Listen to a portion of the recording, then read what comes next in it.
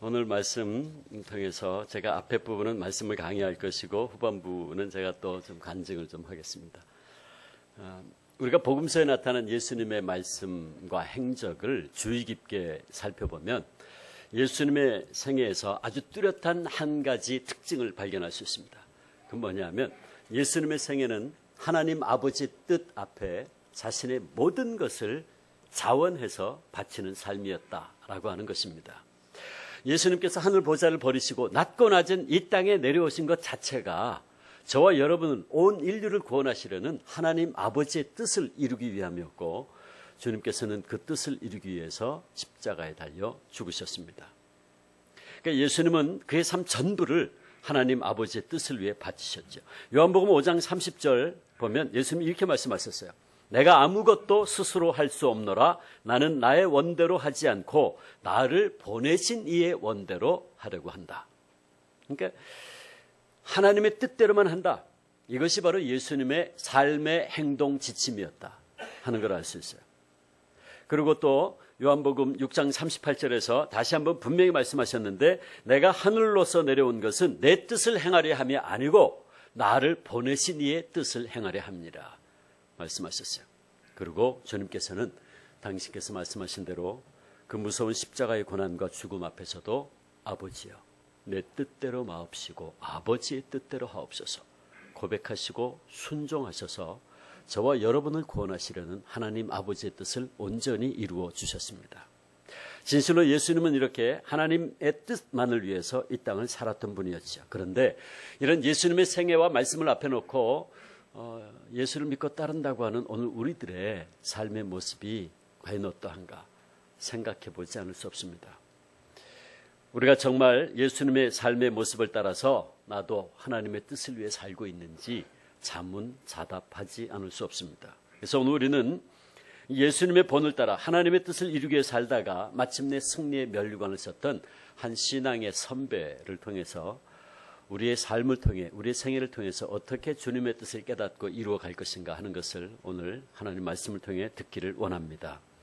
우리가 오늘 읽은 이 사도행전 말씀은 바울이 그의 세 번째 전도 여행을 마쳐갈 때 일어난 사건을 배경으로 하고 있습니다. 바울은 그 당시 여러 곳을 다니면서 복음을 전했는데 그 중에서도 소아시아의 에베소라고 하는 곳에서 약 3년간 머물면서 말씀을 가르쳤어요. 그 에베소에서 우리가 알고 있는 유명한 두란노 서원을 바울이 거기에 세웠죠. 거기서 제자들을 세우고 말씀으로 양육했습니다. 그리고 이렇게 함께 3년 동안 동고동락하며 신앙생활하던 에베소 교인들과 함께 이제 가슴 아픈 작별을 하게 됐죠. 그는 예루살렘을 향한 마지막 순례의 발걸음을 옮기게 됩니다. 바울은 여러 섬들을 거쳐서 두로라고 하는 곳에 도착을 하는데 거기에서 약 일주일 머물게 되는데, 오늘 본문 4절 말씀에 보면 그 두로에도 주를 믿는 주의 제자들이 있었다. 예수 믿는 사람도 있었다는 거죠. 근데 이 두로의 제자들이 성령님의 감동으로 바울과 그 일행이 예루살렘에 올라가는 것을 만류하고 나섰습니다. 아마도 그들은 성령님을 통해 바울이 이제 예루살렘에 올라가면 큰 환란을 당하게 될 것을 알았던 것 같습니다. 그래서 그 길을 피하여 가도록 권면을 했죠. 그러나 바울은 그들의 간곡한 만류를 뿌리치고 또 한번 예루살렘을 향한 그의 발걸음을 계속해서 옮기게 되는데, 그리고 바울 일행은 가이사라 빌립보에 도착하죠. 그리고 거기서 그들은 초대교회 7집사 중에 한 사람이었던 빌립 집사 집에서 거하면서 잠깐 교제를 나누는데, 그 당시 빌립은 딸이 넷이 있었다 그랬어요. 근데 모두가 다 예언하는 자라. 근데 우리가 흔히 예언한다 그러면 마치 미래를 이렇게 미리 이야기하는 것으로 자꾸 생각하는데, 예언한다라고 하는 말은 하나님의 말씀을 대언한다는 뜻입니다.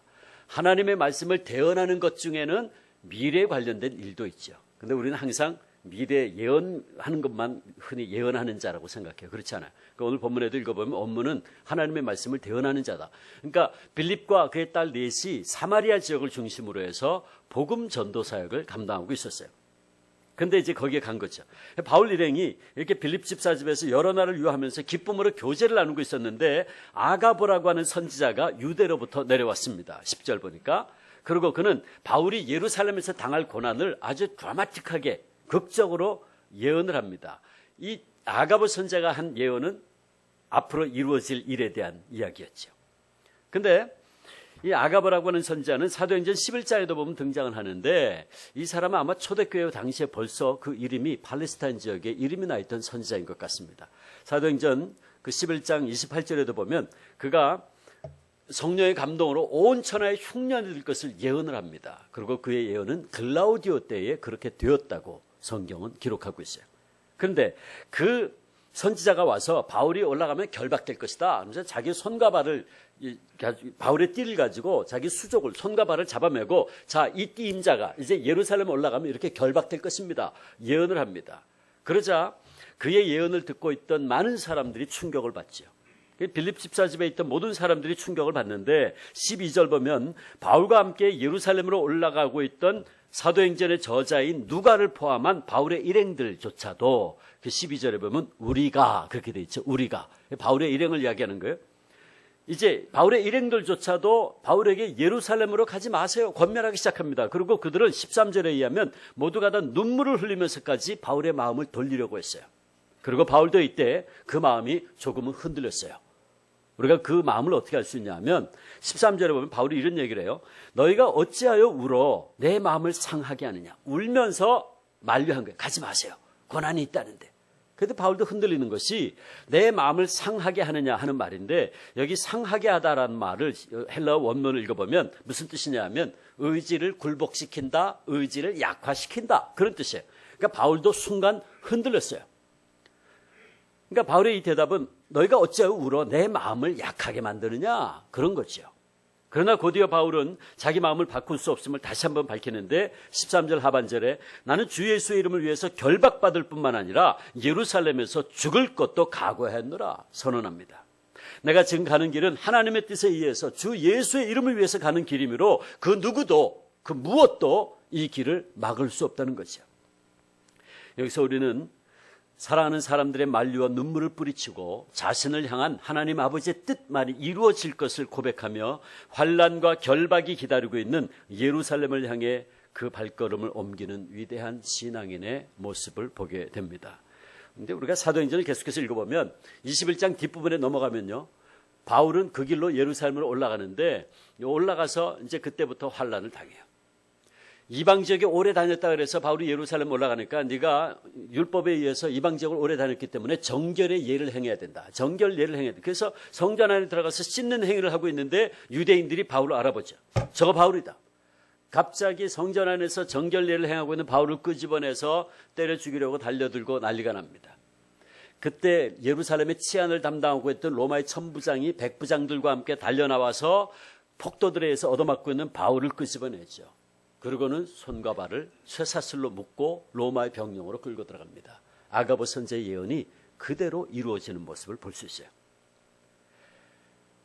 그러나 그는 그 고난의 예루살렘의 길을 주의 뜻대로 이루어지다 고백하며 묵묵히 걸어갔습니다.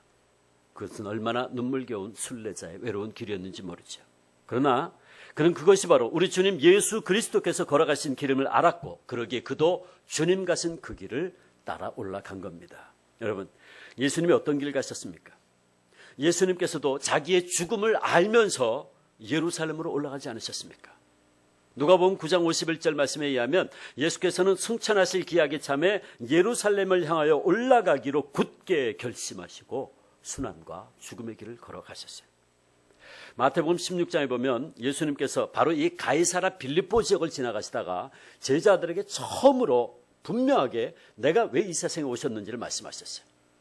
마태복음 16장 21절 보면 예수님이 이렇게 말씀하셨어요. 내가 이제 예루살렘에 올라가 장로들과 대제사장들과 서기관들에게 많은 고난을 받고 죽을 것이다. 분명히 말씀하셨어요. 그때 예수님의 수제자였던 베드로가 깜짝 놀라면서 이렇게 말했죠. 주여 그리 마옵소서. 절대로 그런 일이 있으면 안 됩니다. 그러나 그때 예수님께서는 그의 길을 말리는 베드로를 향해서 뭐라 그럽니까? 사탄아, 내 뒤로 물러가라. 네가 하나님의 일을 생각지 아니하고 사람의 일을 생각하는구나 책망하셨어요. 그리고 예수님은 우리 온 인류를 구원하시려는 하나님 아버지의 뜻을 이루기 위해서 예루살렘으로 올라가셨죠. 그리고 그 예루살렘의 길은 십자가의 죽음의 길이었습니다. 그러나 그것이 하나님 아버지의 뜻을 이루는 길이었기에 예수님은 그 길을 묵묵히 걸어가셨고 그 예수님의 삶의 발자취를 따르던 바울도 형극에 가시밭길이 있음을 알면서도 따라 올라갔습니다. 결국 오늘 본문 14절 보면 결론으로 이렇게 이야기하죠. 모두가 다 그것이 하나님께서 정하신 길이요 그것이 하나님의 뜻이라면 주의 뜻대로 이루어지이다. 그러면서 주님의 뜻이 이루어지기를 소원합니다. 이게 오늘 본문 사건입니다.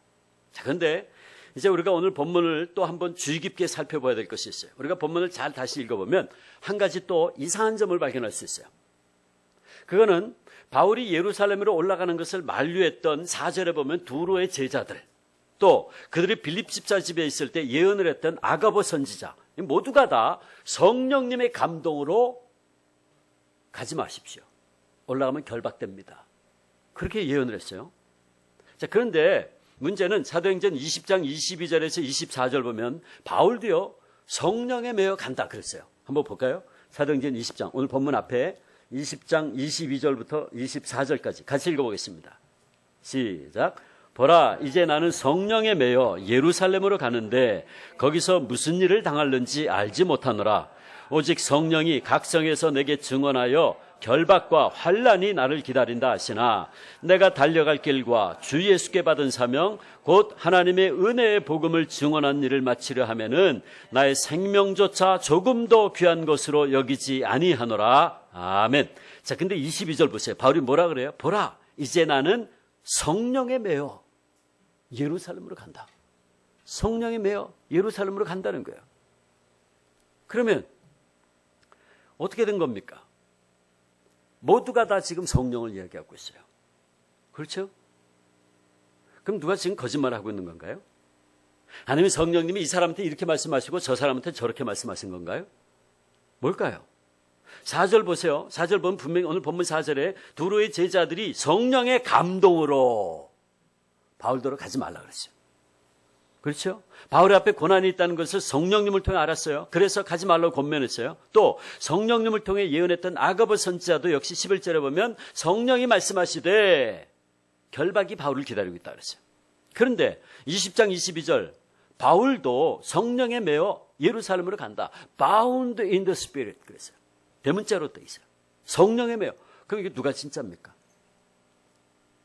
어떻게 된 겁니까? 다 성령을 이야기하는데 바울은 가야 된다는 거고 딴 사람들 가면 안 된다는 거예요. 그건 누가 진짜입니까? 누구 말이 진짜일까요? 이거. 근데 여기까지 내용을 종합해보면 이들 사이에 분명한 한 가지 공통점이 있죠. 뭡니까? 성령님. 성령님이 4절 성령의 감동으로 11절 성령이 말씀하시되 20장 22절 성령에 매여. 그러니까 공통적인 것은 성령님이 뭔가에 대해서 지금 말씀하신 거예요. 무엇에 대해 말씀한 겁니까? 바울이 분명히 얘기했죠. 20장 23절 뭐라 그랬어요? 오직 성령이 각 성에서 내게 증언하여 결박과 환난이 나를 기다린다 하시나. 그러니까 분명한 것은 성령께서 말씀하셨고 무엇에 대해서 이제 올라가면 환난이 있을 것이다. 결박될 것이다. 고난당할 것이다. 그걸 말씀하셨어요. 자, 그러므로 이제 여기서 우리가 정말 주의 깊게 읽어봐야 될 것은 뭐냐 하면 그러나 성령께서 분명히 말씀하셨지만 성령님은 어디에서도 그리고 누구에게도 자 이렇게 고난이 있을 것이니까 그러므로 예루살렘으로 올라가지 말라고는 지시하지 않았다는 사실이에요. 성령을 통해 예언했던 아가보 선지자는 바울더러 예루살렘으로 가면 안 된다고 말하지 않았어요. 단지 그가 예루살렘에 가면 결박될 것이다, 투옥될 것이다. 근데 그 소리를 듣고 바울의 일행들이 가지 말자고 말린 거죠. 그죠? 도로의 제자들 성령의 감동으로 예루살렘으로 가면 환난 당할 것을 알았어요. 맞아요. 그러나 성령께서 그러므로 너희들이 바울을 못 가게 막으라고는 말씀하지 않았어요. 단지 그들은 그 사실을 영적으로 깨닫고 바울을 아끼고 사랑하는 마음에서 그런 권면을 했던 거죠. 결국 이 모든 사실을 종합해보면 성령님이 두 가지 다른 지시를 하신 것이 아니었어요. 성령께서 바울과 제자들에게 바울이 예루살렘으로 가면 안 된다고 말씀하신 것이 아니라 이제 그가 예루살렘에 가면 고난당할 것이다, 투옥될 것이다 하는 걸 말씀한 거예요. 근데 문제는 뭐냐면 두로의 제자들과 아가보 선자의 예언을 들은 바울의 일행이 그 사실을 알고서는 바울들은 아이고 선생님 결박당한다는데 환난이 있다는데 가지 맙시다 막고 나섰어요. 여기서 우리가 분명히 깨달아야 될 하나님의 메시지가 있어요. 뭐냐면 많은 순간에 우리는 이렇게 본의 아니게 인간의 생각을 앞세워서 하나님의 뜻을 나도 모르는 사이에 왜곡하고 있다라고 하는 사실이에요.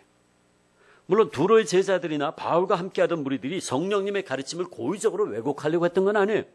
그들은 단지 바울을 너무나 아끼고 사랑했기에 성령님이 바울의 앞길에 환난과 고난이 있음을 보여주시자 그만 인간적인 동기에 의해서 바울의 길을 막고 나선 거예요. 여기에 함정이 있어요. 그들은 바울을 사랑했죠. 바울을 아끼는 사람들이었어요. 그러므로 바울을 사랑하는 그런 인간적인 순수한 동기로 바울의 길을 막았어요. 근데 바로 거기에 함정이 있단 말이에요. 우리는 얼마나 많은 순간에 이렇게 우리 생각과 우리의 뜻을 가지고 하나님의 뜻이 이루어지는 것을 나도 모르는 사이에 방해하고 있어요. 조금 아까 말씀드린 그 마태복음 16장 21절 이하의 사건이 바로 그런 우리의 모습을 보여줍니다. 예수님께서 예루살렘을 향해서 마지막 길을 가시다가 순환당하시고 죽으실 것을 분명히 말씀하셨죠. 그때 주님을 누구보다도 사랑하던 베드로 펄쩍 뛰면서 주여 그리 마옵소서. 절대로 그런 일이 있으면 안 됩니다. 맞고 나섰어요. 그때 정말 베드로는요 주님을 사랑하는 마음에서 그랬을 거예요. 근데 주님 뭐라고 말씀하십니까? 사탄아 내 뒤로 물러가라. 네가 하나님의 일을 생각지 아니하고 사람의 일을 생각하는구나 그랬어요. 잘 들어보세요. 베드로가 사탄이라는 말이 아니에요. 문제는 베드로가 주님을 사랑하는 그 인간적인 마음에 사탄이 지금 틈타고 있어요.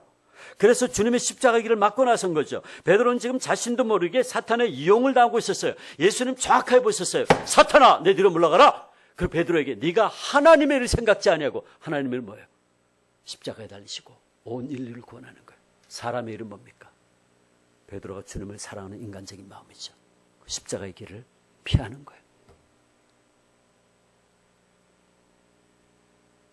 그래 베드로를 책망하신 거죠. 여러분, 이 베드로의 모습이 오늘 저와 여러분의 모습은 아닌가요?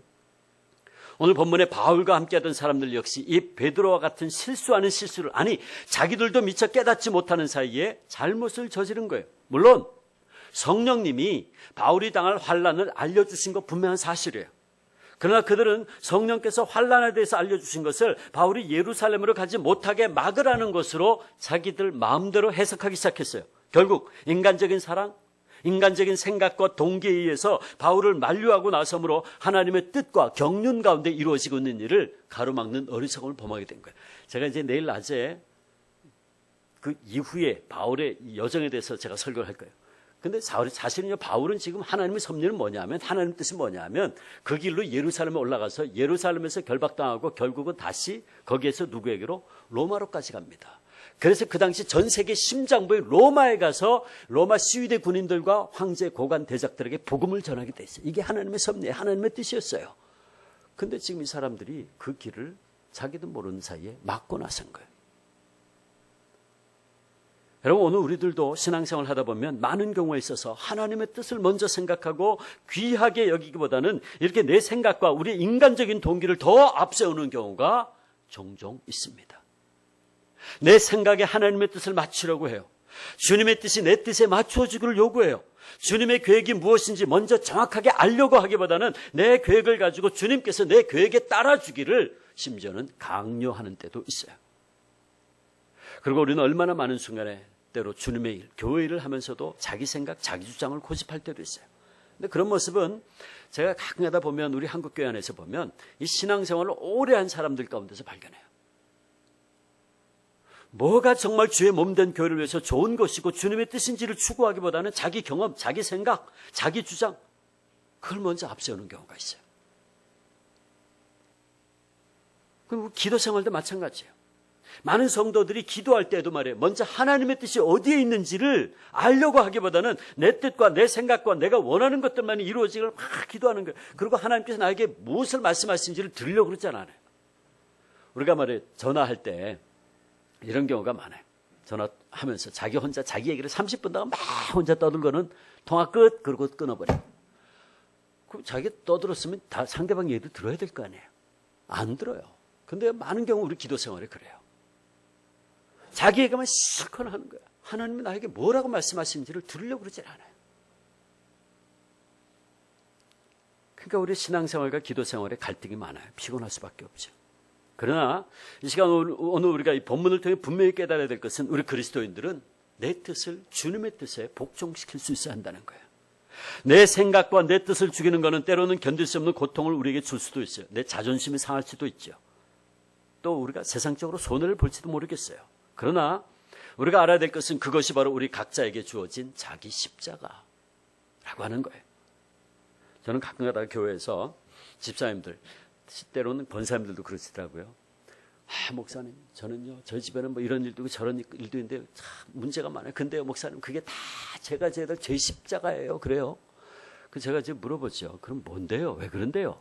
그러면 가만히 들어보면 다 당신 생각대로 안 되면 다 자기 십자가래요. 그건 자기 정력이, 자기 생각이지 자기 십자가 아니에요.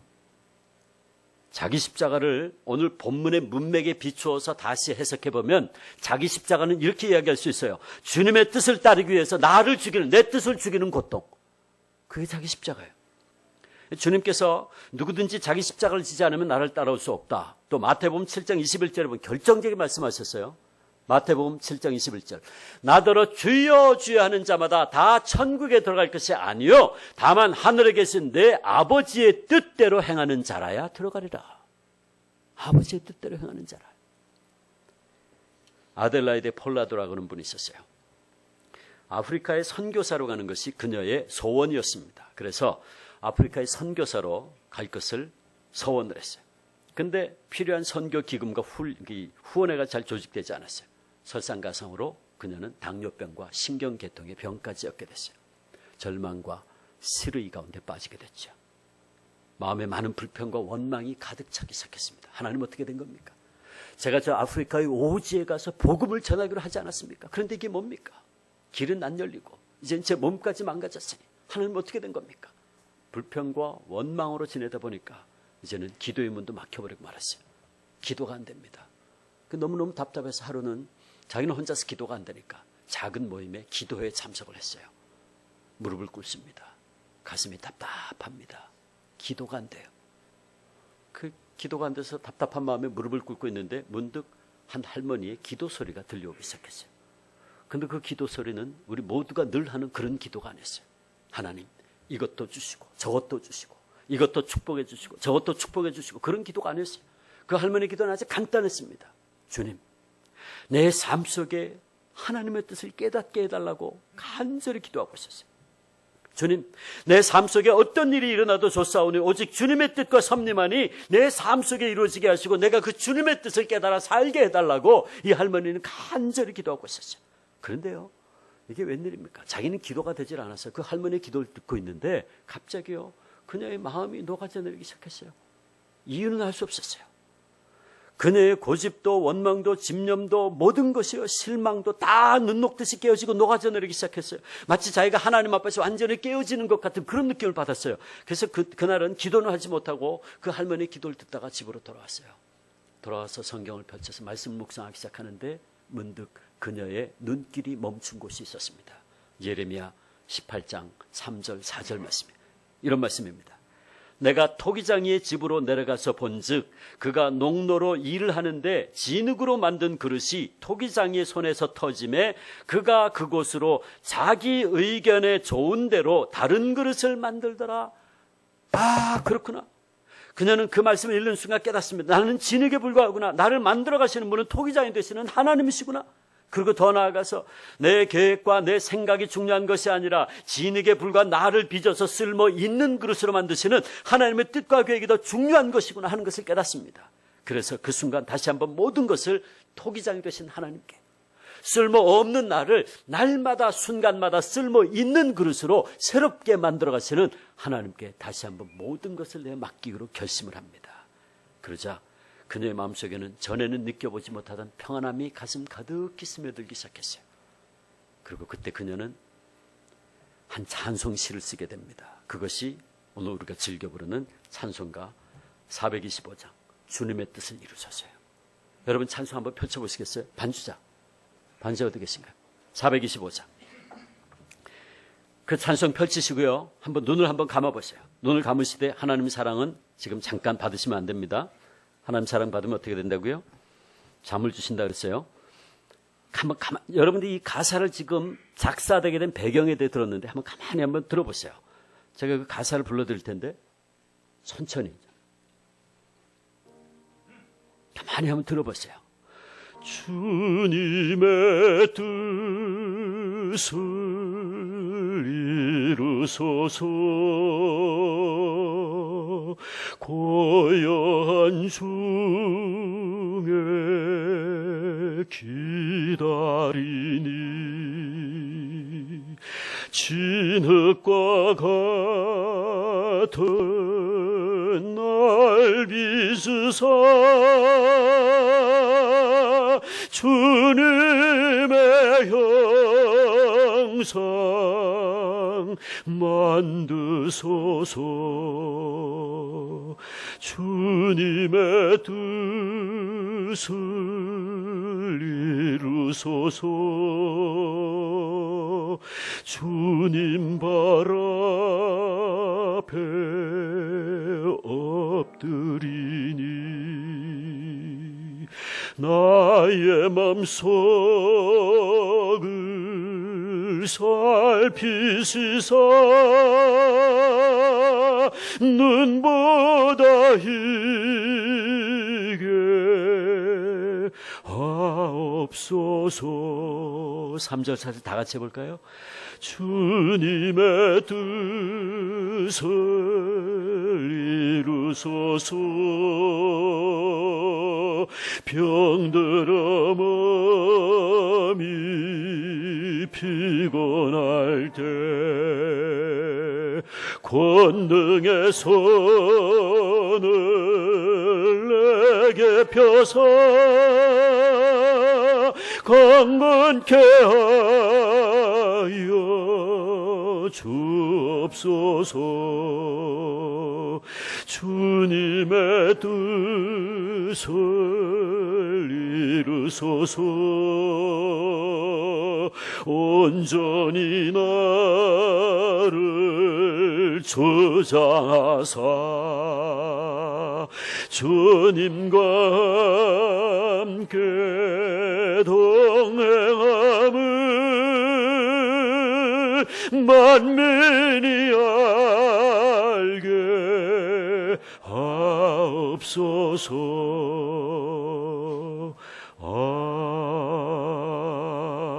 아멘. 주님의 뜻을 이루소서. 사랑하는 판교 소망교회 성도 여러분, 어떻습니까? 오늘 우리에게 이런 고백이 있습니까? 여러분, 참 그리스도인들이 해야 될 가장 중요한 고백, 아름다운 고백이 뭔 줄 아십니까? 주의 뜻대로 이루어지이다. 이게 초대교회 교인들의 신앙 고백이었어요. 바울을 비롯한 초대교인들의 신앙 고백이에요. 주의 뜻대로 이루어지이다. 여러분, 이 고백이 너무나 중요한 이유가 두 가지가 있어요. 하나는 주의 뜻대로 이루어지는 것이 먼저는 하나님께 가장 귀하고 아름답게 영광을 돌려드리는 길이기 때문에 그렇습니다. 우리는 그 모습을 예수님을 통해서 보았지 않습니까? 예수님께서는 십자가에 죽기까지 하나님 아버지의 뜻에 복종하셨어요. 그래서 저와 여러분을 구원하셨죠. 그 하나님 아버지의 뜻을 온전히 이루어 주셨어요. 그래서 예수님은 십자가 위에서 가장 귀하고 아름답게 하나님께 최고의 영광을 돌리셨어요. 그러므로 주의 뜻대로 이루어진 것은 얼마나 귀하고 아름다운 일인지요. 그 다음에 두 번째, 주님의 뜻대로 이루어지는 것은 사실은요, 저와 여러분에게도 가장 좋은 것이 이루어지는 길이기 때문에 그렇습니다. 여러분, 우리 부모들이 사랑하는 자식에게 가장 필요하고 무엇인지 알죠. 늘 공급해 주잖아요. 때를 따라 자식에게 필요한 모든 걸 주는데, 자식에 대한 부모의 사랑은 예수님도 인정하셨어요. 예수님 언제가 이런 말씀하셨죠? 너희 중에 누가 아들이 떡을 달라면 돌을 주고 생선을 달라면 뱀을 줄 자가 있느냐? 너희가 악한 자라도 자식에게 좋은 것으로 줄 줄 알거든 하물며 하늘에 계신 너희 아버지께서 구하는 자에게 좋은 것으로 주지 아니하시겠느냐? 여러분, 하나님께서 가장 좋은 것 주셨죠. 뭘 주셨습니까? 예수님. 하나밖에 없는 외아들 예수님과 주셨어요. 그렇다면 생각해 보세요. 이렇게 우리를 너무나도 사랑하셔서 외아들까지 아낌없이 내어주신 하나님, 그 하나님 아버지의 우리를 향하신 뜻이 이루어지는 것은 우리에게 얼마나 좋고 아름다운 것이겠습니까? 근데 우리는요, 내 뜻대로 안 됐다고, 내 생각대로 안 됐다고 그렇게 원망하는 거예요. 아니에요. 그렇지 않습니다. 예수 그리스도를 우리에게 주신 그 하나님의 사랑은 다른 말로 표현할 길이 없어요. 제가 어제 잠깐 얘기했죠. 제가 아는 목사님, 그 딸 8살짜리 그 딸아이가 죽어가는 그 모습을 보면서 하나님 날 그렇게 사랑하셨습니까? 그 사랑을 깨달았던 그 목사님의 얘기를 우리가 함께 나눴죠. 그 하나님 아버지의 사랑을 성경 이사야 선지자가 어머니의 사랑에 비유한 적이 있어요. 이사야 49장 14절에 16절 보면 이런 말씀이 있어요. 여인이 어찌 그 젖먹는 자식을 잊겠으며 자기 태에서 난 아들을 긍휼히 여기지 않겠느냐. 그런데 그들은 혹시 잊을지라도 나는 너를 잊지 아니할 것이라 그랬어요. 흔히 사랑을 이야기할 때 가장 지고지순한 사랑을 자식에 대한 어머니의 사랑으로 이야기를 해요. 어머니의 사랑이 굉장히 희생적이잖아요. 이런 일이 있었어요. 지난 95년에 성탄절에 가까운 때 있었던 일입니다. 구소련 연방의 알메니아 지역에서 커다란 지진이 일어났어요. 그때 약 5만 5천 명이 희생됐어요. 근데 그 엄청난 지진 때문에 많은 사람이 희생됐는데 그때 한 엄마와 한 딸이 무너진 건물더미에 갇혔어요. 그 당시 해외 영자신문에 자세하게 났었습니다. 제가 스크랩을 한 적이 있는데 그 딸 이름은 구이안이었고 4살짜리 여자아이였어요. 엄마는 수산나였는데 무너진 건물더미 속에 갇힌 거예요. 몇 시간이 지났는지 조금도 움직일 수 없는 그 좁은 공간에 갇혀있는 두 모녀의 몸은 점점 차갑게 식어가고 있었습니다. 크리스마스가 다가오는 때였어요. 언제나 구조의 손길이 임할지 알 수 없는 상황 속에서 어린 딸이 자꾸 무서워서 울면서 보챕니다. 엄마 무서워, 엄마 무서워, 엄마 추워, 우리 여기서 못 나가는 거야. 아니야, 구이하나 괜찮아. 조금 있으면 아저씨들이 우리 찾으러 올 거야. 무서워 떨고 있는 딸을 향해 엄마는 계속해서 괜찮을 거라고 위로합니다. 그러나 밤이 되면 어두운 공간은 그야말로 칠흑같이 어두워 아무것도 보이지 않았어요. 그리고 그들이 그렇게 애타게 기다리던 구조의 손길도 닿지 않았고 그렇게 사흘이 지났습니다. 마침내 아이는 공포와 허기에 지쳐 힘을, 의식을 잃어가기 시작했죠. 목이 마른 아이는 엄마에게 먹을 것, 마실 것 달라고 울면서 보채는데 의식이 점점 가물가물해져요. 이제는 엄마도 아이도 배고픔과 목마름으로 인해서 그 생명의 불꽃이 가물가물 사그러져 가고 있었습니다. 근데 바로 그 순간 이 엄마의 손에 무언가 예리한 것이 잡혔어요. 그것은 그 건물이 함께 무너져 내릴 때 쏟아져 내린 유리조각이었습니다. 그리고 그 엄마는 그 유리조각으로 자신의 팔뚝을 그었습니다. 그리고는 아이에게 자신의 몸에서 흐르는 물과 피를 마시게 합니다. 구이하나, 여기 물 있다, 물 마셔라. 캄캄한 어둠 속에서 의식이 가물가물 흐려져 가던 아이는 어디선가 엄마가 구해주는 물과 피를 받아 마시기 시작했죠. 엄마의 몸에서 흐르는 피였죠. 그리고 아이는 의식을 회복하기 시작합니다. 또 시간이 흘러 마침내 구조대가 두 모녀가 갇혀있는 곳을 지나가다가 아이의 울음소리를 들었습니다. 건물더미를 헤쳤습니다. 그러자 거기에는 비교적 건강한 모습을 한 여자아이가 울고 앉아 있었어요. 그리고 그 옆에는 모든 물과 피를 다 흘린 채 싸늘한 시신되어 누워있는 엄마의 평안한 모습이 있었습니다. 여러분, 싫어합니다. 어머니의 희생적인 사랑의 모습이죠. 그런데 이사야 선지자 말에 의하면 세상에 가장 진한 사랑이 이 어머니의 사랑인데 그 어머니의 사랑과도 비교할 수 없을 정도로 진한 것이 하나님 아버지 우리에 대한 사랑이라는 거예요. 세상의 부모님들도 때로는 전쟁과 같은 극한 상황 속에서는 그렇게도 사랑하는 자식들을 포기할 때도 있지만 하나님께서는 결코 저와 여러분을 포기하지 않으신단 말이에요. 그러게 주님께서는 저와 여러분을 구원하시기 위해서 이 땅에 오셨고 십자가에서 물과 피를 아낌없이 쏟으신 거예요. 저와 여러분의 모든 죄값을 대신 치러주셨죠. 저와 여러분이 달려야 될 십자가에 주님 대신 달리셨어요. 저와 여러분이 찔려야 될 창을 그분이 대신 찔리셨죠. 저와 여러분이 맞아야 될 채찍을 주님 대신 맞으셨어요. 저와 여러분이 당했어야 할 멸시와 천대와 침뱉음을 주님이 대신 받으셨어요. 저와 여러분이 흘려야 될 피를, 물을 그가 십자가 위에서 아낌없이 흘리셨어요. 그렇습니다. 여러분, 하나님은 저와 여러분이 그렇게도 사랑하세요. 그렇다면 다시 생각해 보세요. 이렇게 하나밖에 없는 외아들을 아낌없이 주신 하나님, 아니 당신 자신이 육신을 입으시고 이 땅에 오셔서 온몸에 흐르는 물과 피를 아낌없이 흘리심으로 자신의 전부를 내어주신 하나님 아버지께서 어찌 그 이외의 것을 우리에게 주지 않으시겠습니까? 제 얘기가 아니잖아요. 하나님 말씀이잖아요. 로마서 8장 32절 뭐라 그럽니까? 자기 아들을 아끼지 아니하시고 우리 모든 사람을 위하여 내어주시니가 어찌 그 아들과 함께 모든 것을 우리에게 은혜로 주지 아니하시겠느냐. 여러분, 하나님의 놀라운 사랑을 깨달은 존 뉴턴, 하나님의 사람은 언젠가 이런 질문을 했어요. 하나님께서 여러분에게 단 한 번만 선택할 수 있는 기회를 주신다면 여러분은 그 단 하나의 기회로 무엇을 선택하시겠습니까? 그는 스스로 이렇게 대답했어요. 만약 하나님께서 나에게 단 한 번의 선택의 기회를 주신다면 나는 하나님께서 나를 위해서 그것을 선택해 줄 것을 요구하겠습니다. 왜냐하면 내가 무엇이 필요한가를 아신 분은 하나님이시므로, 내가 나를 아는 것 이상으로 나를 아시고 내가 내 미래를 계획하는 것 이상으로 내 미래를 완벽하게 계획하시고 섭리하시는 분은 단 한 분, 바로 나의 하나님이심을 알기에 나는 그 단 한 번의 선택을 하나님께 맡겨서 하나님께서 나를 위해 선택해 줄 것을 요구하겠습니다. 여러분의 선택은 무엇입니까? 사랑하는 여러분, 우린 진실로 우리의 가는 길을 알지 못해요. 우리 앞에 놓여있는 2012년, 앞으로 반년 동안 어떤 일이 전개될지 아무도 모르죠. 여러분, 정말 우리는 한 치 앞도 내다보지 못하는 연약한 존재들 아닙니까? 저는 가끔가다 그런 생각을 해요. 저를 포함해서 우리 한국 분들이 아주 굉장히 큰 은사가 하나 있는 것 같아요. 그게 뭐냐면 망각의 은사가 좀 있는 것 같아요. 우리는 너무 쉽게 잊어버려요. 여러분, 지난 2003년에 있었던 대구 지하철 화재 사건 기억하십니까? 저는 지금도 그 TV 뉴스에 나오던 그 장면이 눈에 선해요.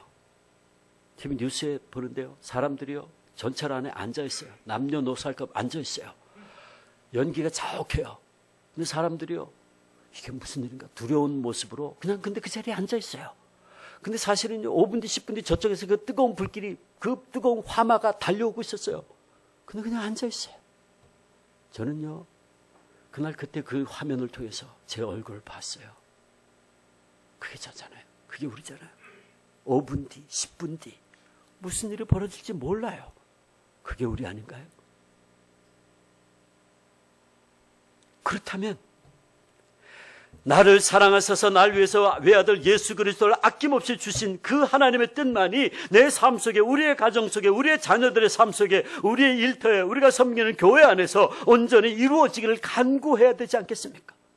지금까지 내가 알게 모르게 나를 눈동자같이 지켜주셨고 오늘 나에게 필요한 것이 무엇인지 가장 잘 아시는 분, 내 미래를 아시고 내 미래를 완벽하게 계획하시고 섭리하시는 분, 그러기에 나를 향하신, 우리 가정을 향하신 그분의 뜻이 이루어지기를 정말 소원해야 되지 않겠습니까?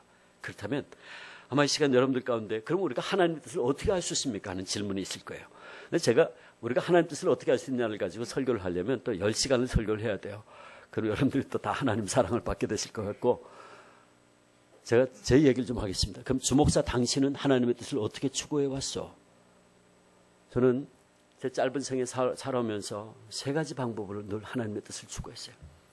사실 저는 지금도 굉장히 중요한 제 인생의 터닝 포인트를 맞이해서 지금 기도 중에 있습니다. 제가 그 3가지 방법으로 기도하고 있어요. 여러분, 뭐냐 하면, 첫째는 여러분, 저와 여러분을 향하신 하나님 뜻이 어딘지 아세요? 여기 있어요. 저와 여러분을 향하신 하나님 뜻은 여기 있습니다. 여기 있어요.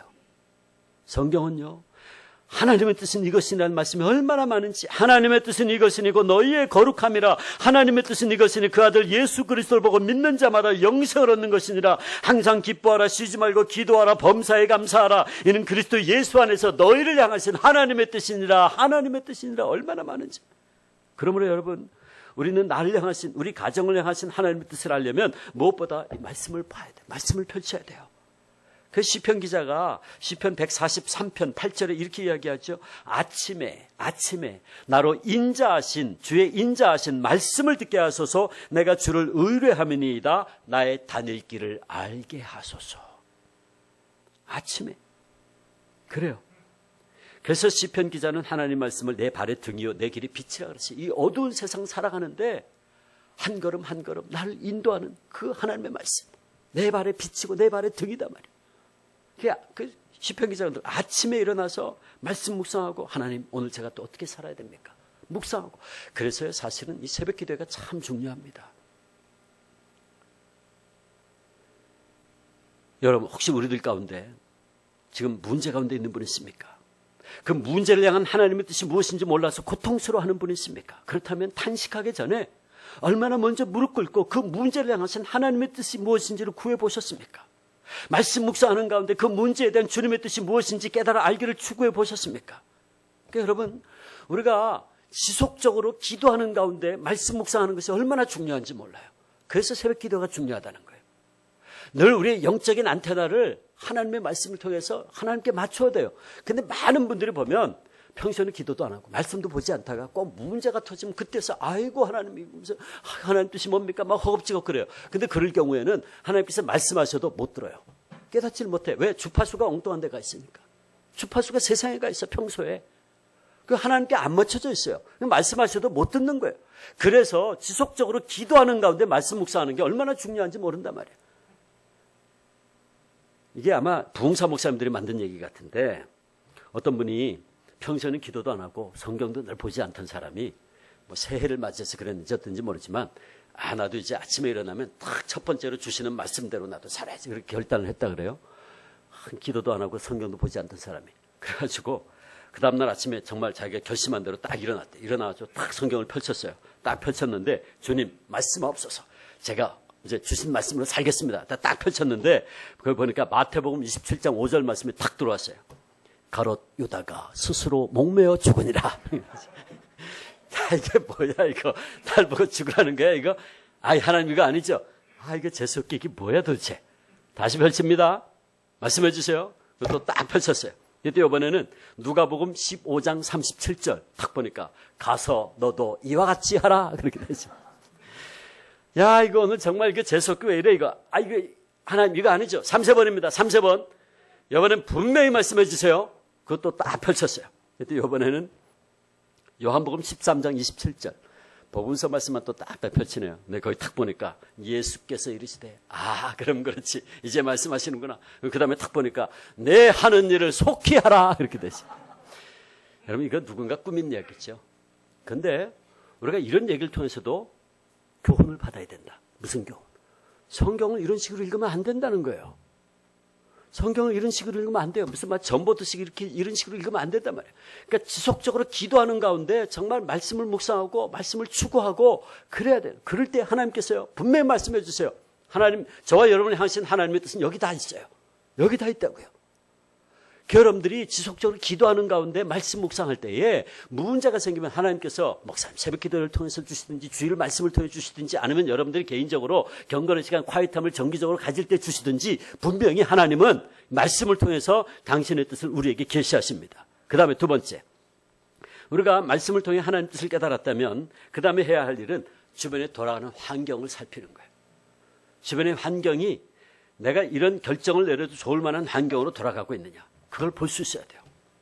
그러니까 우리가 처한 환경을 잘 살피는 영적 분별력이 있어야 되는데 사도행전 16장을 보면 바울이 말해요. 아시아에서 먼저 복음을 전하려고 무던히도 노력을 합니다. 그런데 자꾸 길이 막히는 거예요. 다 환경인물이 막혀요. 바울은 답답했어요. 하나님 왜 이랬습니까? 근데 결국은 예수의 영이 허락지 않으셨는지라.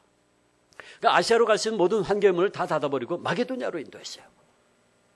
그래서 넘어가서 거기에 최초의 유럽 교회인 빌립보 교회를 개척하게 되죠. 결국 우리가 하나님 뜻이 어디에 있는지를 발견하는데 두 번째 중요한 요소는 우리의 삶의 주변에 벌어지는 환경을 잘 살필 수 있어야 돼요. 그리고 세 번째, 이제 우리가 마지막으로 그 일이 주님의 뜻인지라고 결정했을 때에 우리가 세 번째 확인할 것은 내 마음에 주님 주시는 평강이 있느냐 없느냐. 골로새 3장 15절 그리스도의 평강이 너희 마음을 주장하게 하라 그랬어요. 그러니까 그러므로 하나님의 뜻은 뭐냐 하면 우리 그리스도인들이 평강의 삶을 누리는 거예요. 그러니까 우리가 어떤 일을 결정하는 데 있어서 그것이 하나님의 뜻에 합당하면 우리의 마음속에 주님 주시는 평강이 깃들게 돼 있단 말이에요. 시편 23편 그가 나를 푸른 초장에 누이시며 쉴만한 물가로 인도하시는도다. 주님께서는요 우리를 쉴만한 물가로 푸른 초장으로 인도하기를 원하시지 싸움과 다툼 있는 곳으로 인도하지 않아요. 문제는 뭐냐면 우리가 욕심 때문에 싸움과 다툼 있는 곳으로 가는 거예요. 하나님은 결코 우리를 그런 곳으로 인도하지 않으세요. 그러므로 우리가 주의 인도하심을 따라 어떤 일을 결정했다면 우리의 마음속에 주님 주시는 평강이 깃들게 돼 있어요.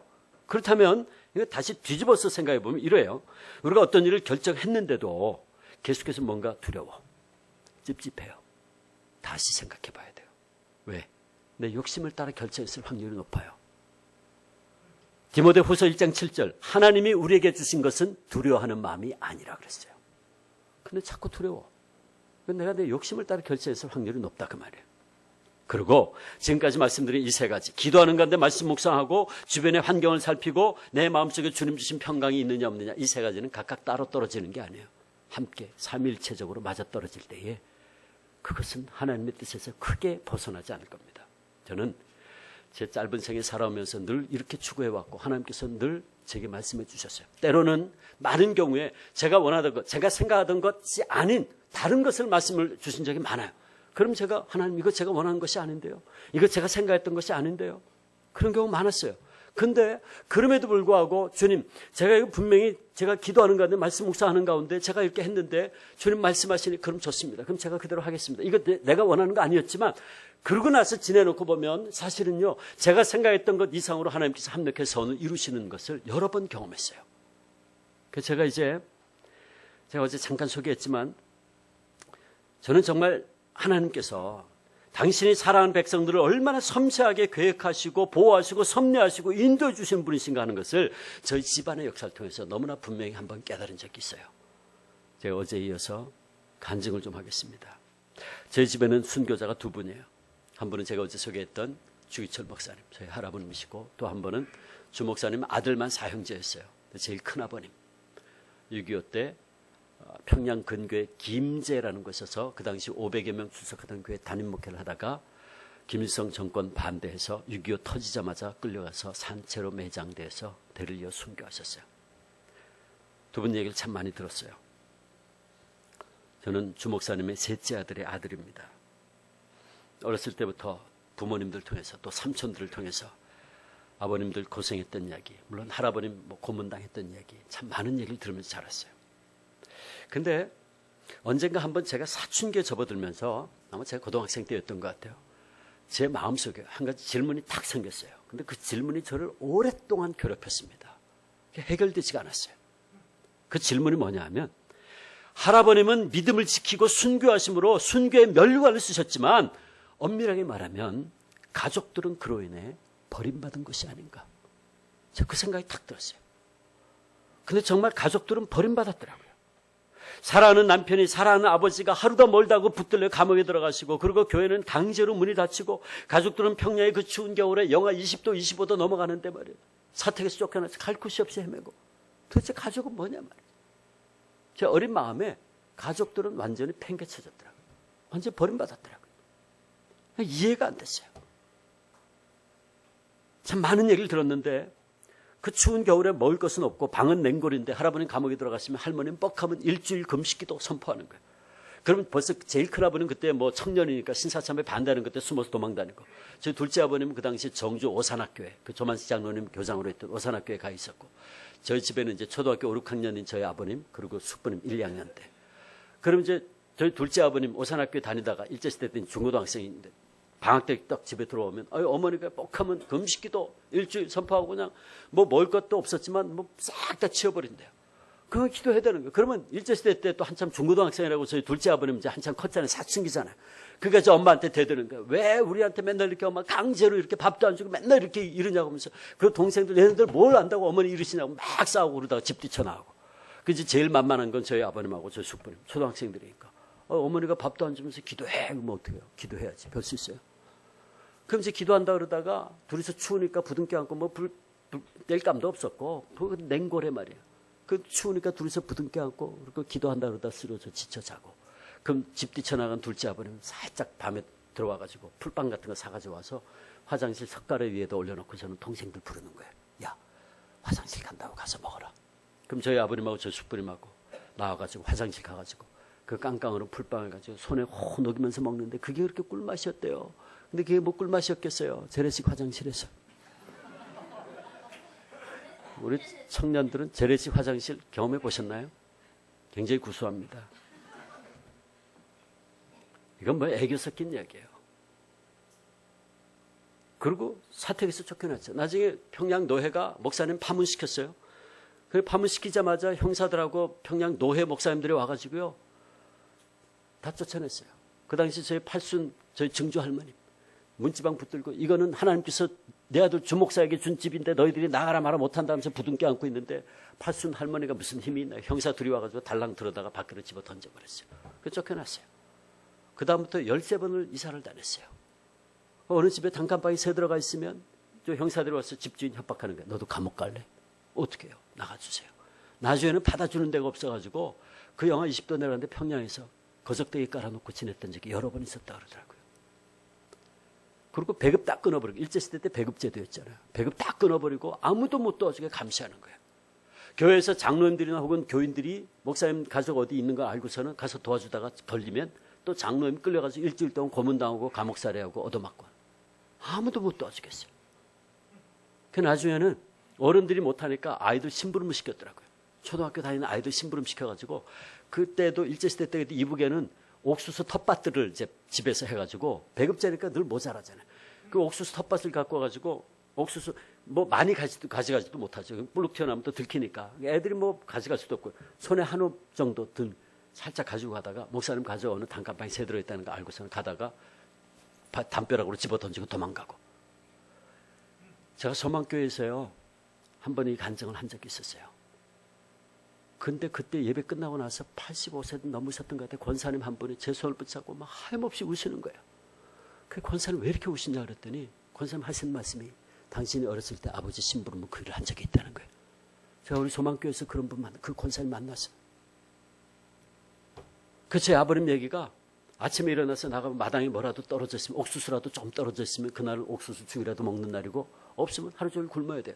그럼 저희 아버님하고 숙부님하고 늘 하는 일이 뭐냐면 평양시내 방앗간 다 찾아 돌아다니면서 이삭 죽기 하는 거예요. 그럼 둘이서 하루 종일 걸리면 흙반, 이삭반, 곡식반. 그 가져오면 할머니가 흙 다 골라내고 그 죽 써가지고 죽 한 그릇 하루 식사한대요. 저 숙부님 얘기가 초등학생 때. 배가 너무너무 고픈데 그 죽 한 그릇을 하루 3번 나눠서 마셔야 되는데 그게 됩니까? 후루룩 하면 다 들어가죠. 그럼 오후 시간 되면 또 배가 고파서 막 힘들어하면 저희 증조 할머니 당신 손자 새끼가 그 힘들어하는 모습 보고 안타까우시니까 당신 거 안 드시고 또 주신단 말이에요. 그럼 저희 숙부님 그것도 홀딱 받아 마시고 시침이 똑 대고 앉아서 그럼 저희 할머니 탁 들어오시다가 벌써 딱 눈치채죠. 왜 애 버릇 나빠지게 어머니 그 드시지 왜 자꾸 해주십니까? 그러면 또 이제 고부간에 묘한 전선이 형성되고 말이에요. 사실은 비참한 거죠. 그리고 44년에 할아버님 순교하시고 해방 후 1년 반 만에 할머니마저 소천하셨어요. 저희 아버님도 고아원으로 통공장으로 염전공장으로 뿔뿔이 흩어졌어요. 교육도 못 받았죠. 학교만 가면 퇴학됐으니까. 저희 아버님도 초등학교 졸업하는데 7개 학교를 돌아다니면서 겨우 나중에 제대로 된 학교도 아니고 성경구락부 같은 사설 학원을 겨우 졸업했어요. 17대. 저 숙부님 같은 경우 14살 될 때까지 학교는 문턱에도 못 가봤어요. 왜? 형들이 학교만 가면 퇴학당하고 오니까. 그래서 제가 언젠가 아버님한테 한번 여쭤봤어요. 왜 맨날 이렇게 퇴학당하셨습니까? 말썽을 피웠습니까? 아니요. 월요일 아침 되면 동방요배, 동경을 향해서, 동쪽을 향해서 90도 각도로 절시켰거든요. 또 그 당시 히로히토 천황을 살아있는 신이라 그랬어요. 현인신 그랬어요. 그 천황이 있는 동경을 향해서 90도 각도로 절시켰다고요. 아침 조회 시간에. 그게 동방요배예요. 근데 집에서 저라면 큰일 난다 교육받았으니까 저희 아버님 얘기가 다 저라는데 혼자 이러고 있었대요. 늘. 저 자식 누구야? 저거 신사참배 반대하는 순학질 목사 자식이다. 그럼 잘리고. 그런 거예요. 교육도 못 받았어요. 그러니까 일제시대 때 독립운동했던 자녀들 교육 못 받았다는 거 그거 맞아요. 늘 다 퇴학시켜버렸으니까. 근데 뭐 그런 얘기 하려면 이제 끝이 없을 거예요. 근데 저는 그런 얘기를 들으면 들을수록 제 마음속에 아까 그 질문이 더 짙게 다가오는 거예요. 도대체 할아버지는 그렇게 해서 순교의 면류관을 썼지만 가족은 뭐냐면 가족은 버림받은 거 아닌가. 제가 이해가 안 되더라고요. 제가 이 질문을 해결받은 거는 제가 뭐 철들고 신학을 하고 목사가 된 후도 아니었어요. 제가 이 문제에 대한 하나님의 응답을 제가 깨닫기 시작한 거는 결혼한 후에 아이들을 키우는데 하나님께서 제게 깨우쳐 주기 시작했어요. 아이들의 아버지가 되어보니 그때야 비로소 할아버님의 심정이 어땠을까를 조금 이해하기 시작했습니다. 사실 저는 앞선 질문을 하면서 할아버님에 대한 일종의 분노하는 마음도 있었어요. 화가 나더라고요. 저희 아버님 생각하면 1927년생이었어요. 45년까지 18 될 때까지 그 맨날 학교는 다니지도 못하고 맨날 도망다니고 굶고 맨날 뭐냐면 해방되고 나서 김일성 또 쳐들어왔어요. 그래가지고 형제들이 다 뿔뿔이 흩어졌어요. 해방 후 1년 반 만에 할머니 돌아갔었어요. 암으로 돌아갔었어요. 그게 뿔뿔이 흩어진 거예요. 살 길을 찾아. 그 저희 아버님은 6.25 때 내려온 거예요. 혼자 부산으로 피난 가셨어요. 부산으로 내려가가지고 배운 건 없고 물려받은 거 아무것도 없고 그거 어떻게 해요? 그래서 손야원 목사님, 그 사랑의 원자탄을 손야원 목사님 운영하던 고아원에서 밤에는 잠을 얻어 자고 낮에는 통공장에서 통나무 뭘 만드는 공장에서 겨우 일을 하면서 입에 풀칠을 했다 그러더라고요. 그러다 낮에 폐병에 걸려가지고 길바닥에 쓰러졌어요. 노숙자처럼 된 거예요. 그 누가 그걸 발견하고 부산 시립병 응급실에 실어다 놓는 바람에 저희 아버님은 그때 살아나신 거예요. 아니면 아마 그때 그냥 내몰라라 했으면 아마 그때 벌써 돌아가셨을 거예요. 그게 뭐냐 말이지. 화가 나더라고요. 어떻게 이렇게 쉽게 팔순의 노모와 아내와 어린 자식들 다 버려두고 자신만의 믿음의 길을 간다고 그렇게 가나 말이지. 차라리 낫지라 말이지. 너무 무책임한 거 아닌가. 화가 나더라고요. 그러나 그것이 아니었습니다. 목사님께서 사랑하는 어머니와 아내와 자식들을 그렇게 쉽게 버리고 가신 것이 아니었죠.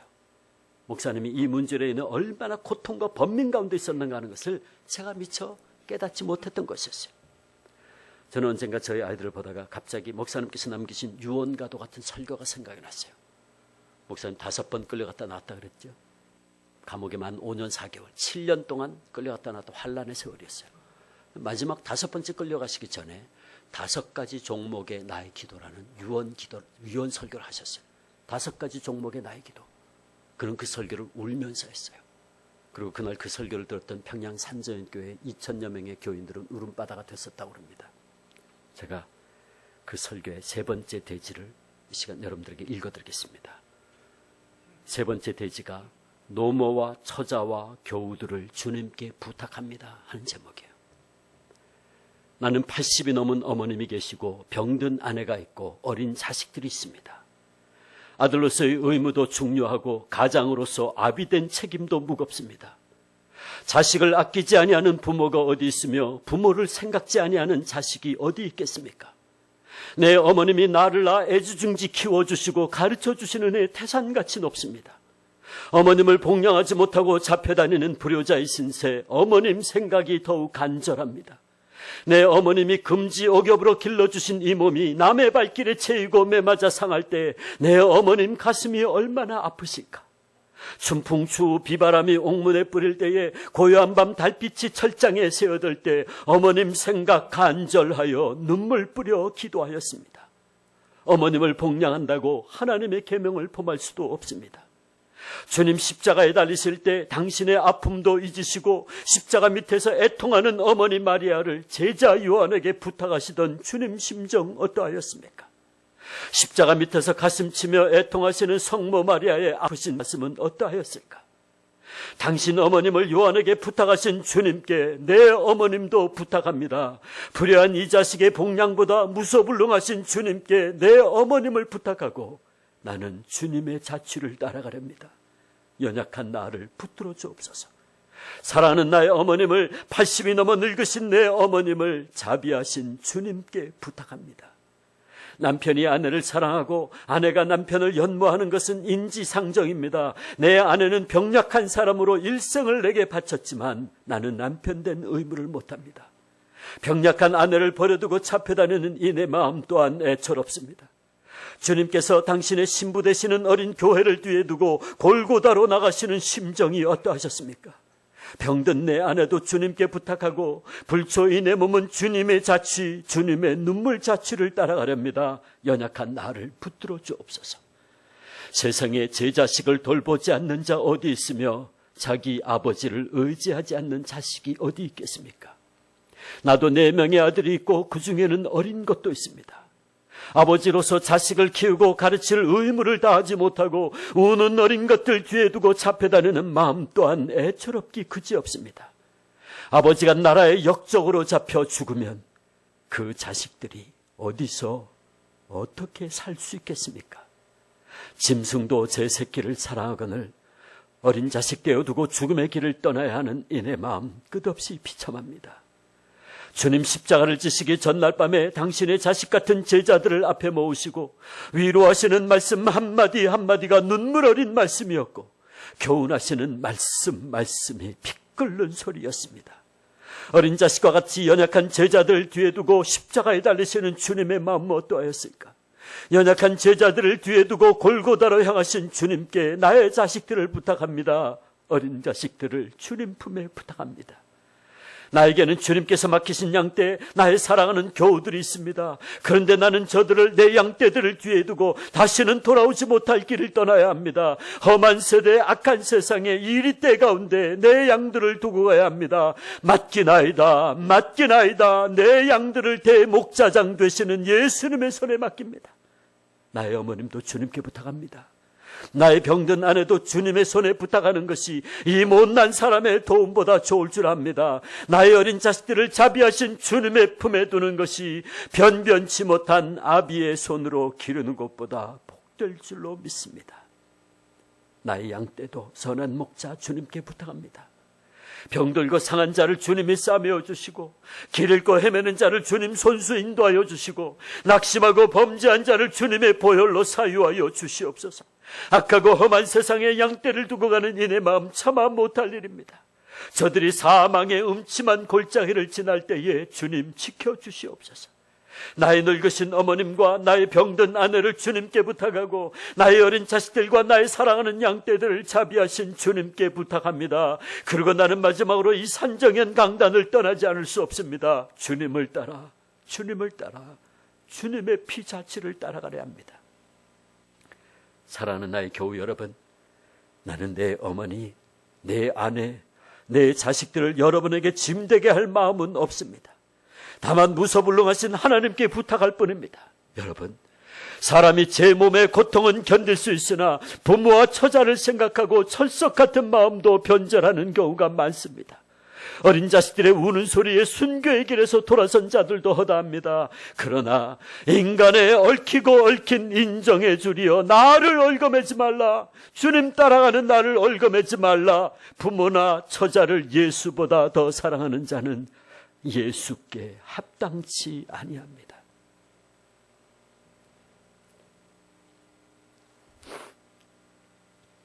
사랑하는 반교소망교회 성도 여러분, 저는 그분의 이 설교를 이제 홀로 되시고 팔순이 훨씬 넘으시고 치매로 고생하시는 저의 어머님과 저희 가족들을 바라볼 때 이 설교가 얼마나 피맺힌 설교였는가 하는 것을 제가 조금이나마 깨닫습니다. 그리고 이제 제가 너무나도 분명하게 깨닫는 것이 한 가지 있어요. 제가 오늘 이것 때문에 이 설교를 읽은 겁니다. 우리 하나님 아버지께서는 당신의 종의 이 피맺힌 기도를 다 들어주셨다는 거예요. 이것이 중요합니다. 그는 주의 십자가의 길을 따라가기 위해서 눈물로 노모와 아내와 자식들과 교인들을 하나님의 손에 온전히 맡겼어요. 그리고 하나님께서는 당신의 종의 기도를 다 들어주셨어요. 언젠가 제가 참 존경했던 저희 숙부님, 작년 6월 말에 소천하셨어요. 마지막으로 80세로 소천하셨어요. 영락교회에서 장로님으로 섬기셨어요. 저한테 그런 말씀하셨어요. 당신이 그 어려운 상황 속에서 오늘까지 이런 것은 정말 하나님의 보호하심과 은총이 아니었으면 이루어질 수 없었느라고.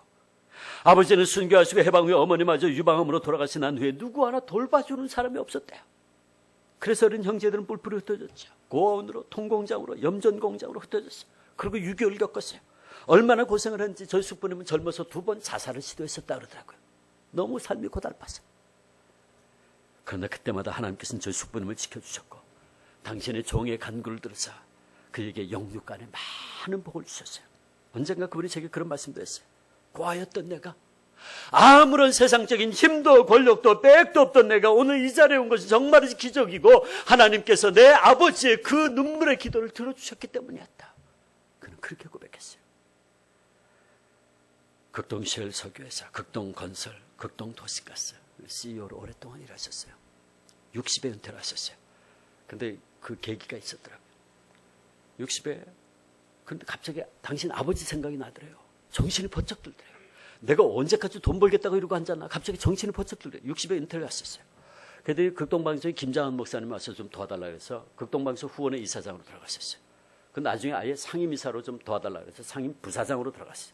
월급 받는 부사장이 아니고 당신 가진 거 다 내놓으시고 지난 10년 동안, 10몇 년 동안 극동방송 재정을 담당하셨어요. 작년에 돌아와서 제가 처음 알았어요. 제가 그 사실을 알고 얼마나 놀랐는지. 김장원 목사님이 오셔서 장로 예배 때 조사를 하면서 말이에요. 너무너무 안타깝다 그러면 사실 말씀이 뭐냐면, 장로님 10몇 년 동안 월급 한 푼도 받지 아니하고 당신 가진 거 도로 다 내놓고 간증하시고 집회 다니시면 그거 다 중국 선교방송, 러시아 선교방송하게 다 그렇게 재정을 10년 동안 감당하셨다고 그 얘기를 하시더라고요. 그리고 신학생들도 그동안은 장학금 아마 장학금 줘서 졸업시킨 목사님들 하면 100명도 넘을 거예요. 일을 참 많이 하셨어요. 저희 집안도 그렇습니다. 하나님께서 저희 집안을 축복하셔서 제가 목사가 되고 제 누님 셋이 다 목사 사모입니다. 제 조카들 목사들 여러 명 있어요. 지금 목사가 9명이 나왔어요. 저희 집 애들도 아마 그렇게 될 것 같아요. 정말 하나님의 은혜죠. 하나님의 보호하시 아니면 이루어질 수 없었어요. 목사님 아마 안 믿는 사람들 보면 신기하다 그럴 거예요. 근데 목사님이요, 아들 사형제에게 부르던 늘 이름이 있었어요. 애칭이 있었는데 제일 큰아버님한테, 그 6.25 때 순교하신 큰아버님한테는 루터라고 했어요. 루터야 그랬어요. 근데 루터는요, 종교재판에 서슬이 짚어라던데, 교회가 조금이라도 잘못됐다고 이야기하면 종교재판 회부해가지고 단두대에서 목 잘라 죽이든지 화형시키든 그 살벌한 때에 교회가 잘못됐단 말이에요. 행함이 아니다 말이에요. 율법이 아니다. 오직 믿음이다. 솔라 피데. 종교계의 횃불을 높이 들었어요. 목숨 걸고 싸운 거예요. 그게 사실은 그때. 프레드릭 대제라고 하는 독일 제후가 루터를 이렇게 돌봐주지 않았으면 루터는 벌써 죽었어요. 그때. 근데 목숨 걸고. 근데 그 둘째, 저 큰아버님이요, 벌써 해방 후에 그 긴제란 지역에서 500여 명 출석하는 게 단임 목회를 하고 있는데, 김일성 딱 들어오고 나서 김일성 정권 계속해서 반대하고 싸웠어요. 뭐 오도연맹인가는 어용단체 가입하라는 거 반대하고 48년에 김일성이요, 총선거를 주일날 했습니다. 주일날 했어요. 근데 그거 끝까지 반대하셨죠. 그 주일날 예배 드리고 있는데 인민군이 들이닥쳤어요. 들이닥쳐가지고 총 들고 쫙 서 있고, 교인들 우리 예배 드리는데 옆에 쫙 둘러서 있고, 장교 하나가 권총 차고 딱 올라와가지고 제 큰아버님한테 1분만 시간 달라고, 제가 광고하겠다고, 가서 예배 끝나고 와서 투표하라고. 근데 제 큰아버님이 예배 딱 끝나서 축도 끝난 다음에 예배 끝났으니까 돌아가라. 교인들 다 돌려보내버렸어요. 그러니까 그 인민군 장교가 권총 빼들고 죽인다고 펄펄 뛰는데, 죽여라. 우리는 주일 범할 수 없다. 주일 투표 못한다. 그럼 죽이라는데 어떻게 해요? 그냥 돌아갔어요. 근데 그 인민군 장교도요, 그 녀석도 보통 녀석이 아니었더라고요. 밤 12시 5분 딱 지나니까 다시 왔더래요. 다시 와가지고 하는 얘기가, 자, 주일 지났다. 너 때문에 투표소 문 안 닫았다. 너 가서 투표해라. 그러더래요. 근데 저 큰아버님이요, 뭐라 그랬냐면, 너희들이 주일날 투표를 시작했기 때문에 내가 지금이라도 투표하는 건 난 주일을 범하는 거야. 나는 안 해. 그랬어요. 죽여. 어떻게 할 거야? 그거 돌아갔어요. 6.25 딱 터지자마자 수계 반동으로 몰려 제일 첫 번째 숙청대상으로 끌려가서 산채로 매장됐어요. 대를 이어 순교하셨죠. 근데 그 큰아버님에게 목사님이 루터라고 했어요. 루터. 둘째 아버님. 그 일제시대 때 중고등학생 다니면서 한참 제일 감수성 예민할 때 반항하고 집 뛰쳐나오고 막 그랬던, 그럴 거 아니에요, 사춘기 때. 근데 그 아버님이요, 사실 제일 늦게 돌아오셨어요. 저희 아버님들이 한동안 상처를 너무 많이 받아가지고 교회를 다 떠났었습니다. 근데 그 둘째 아버님을 저희 할아버님 뭐라 그랬냐면 어거스틴이라고 했어요. 어거스틴 나이 30이 넘도록 방탕한 삶을 살다 늦게 돌아왔어요. 근데 그 아버님이 제일 늦게 돌아오셨어요. 근데 저는 그 아버님 생각하면 너무너무 가슴이 아파요. 왜냐하면 제가요, 27년 전에 목사 안수 받을 때에 제가 이제 저희 집에서 제일 어른이니까 제가 인사를 갔어요. 인사를 갔더니 저를 보고 목사 되지 말라는 거예요. 그러면서 하는 얘기가 목사님 명수하세요? 뭐라 그러냐면, 야, 너 이 세상에서 사랑 얘기 제일 많이 하면서 사랑 제일 없는 인간들 누군지 아냐? 그 목사들이다. 근데 그분은 그렇게 말씀하는 이유가 있어요. 상처가 너무 많아요. 혹시 고신 측에서 오신 분들 있으세요? 여러분들 고신 측에서 신앙생활 하던 분들 있어요? 저희 집에는요, 고신 측에 대해서 인상이 굉장히 안 좋습니다. 왜냐하면 저희 아버님들이 결국은 어떻게 다 뿔뿔 흩어져서 뭐 배운 거 없고 아무것도 물려받은 거 없는데 살 길이 없잖아요. 그러니까 누구에게 찾아갔을까요? 아버지 친구들 찾아간 거예요. 그러니까 아버지 친구들이 다 누구냐 하면 다 목사님들이죠. 일제시대 때 신사참배 반대하다가 다 감옥 가신 분들, 그리고 해방돼서 나오신 추록 성도들, 그분들 그래서 그분들 나와가지고 한국교회에서 너희들 밖에서 신사참배 다 했으니까 우상숭배 했으니까 너희들 강단 석 달 동안 회개하는 마음으로 강단 서지 마라 그랬어요. 그랬더니 밖에 있던 분들은 아니 다 순교하고 다 만주로 도망가면 교회는 누가 지키냐? 우린 비록 신사참배는 했지만 우리가 교회를 지켰다. 우리가 왜 강단을 못 올라가냐? 싸움이 벌어졌어요.